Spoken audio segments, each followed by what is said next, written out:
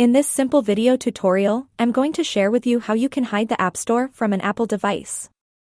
It can be an iPhone, iPad, or any other iOS device.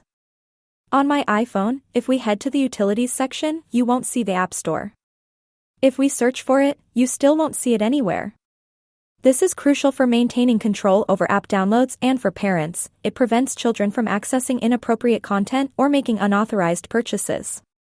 To do this, simply head to your settings. On the settings page, head to this option of screen time. Scroll down onto content and privacy restrictions. On this page, tap on iTunes and App Store purchases. On the option of installing apps, mark on Don't Allow. The App Store will get hidden from your home screen. To enable it back, just tap on Allow.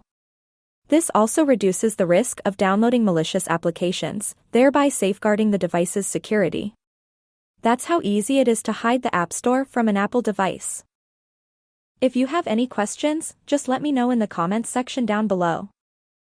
Please don't forget to leave a like, share and subscribe for more video tutorials like this one.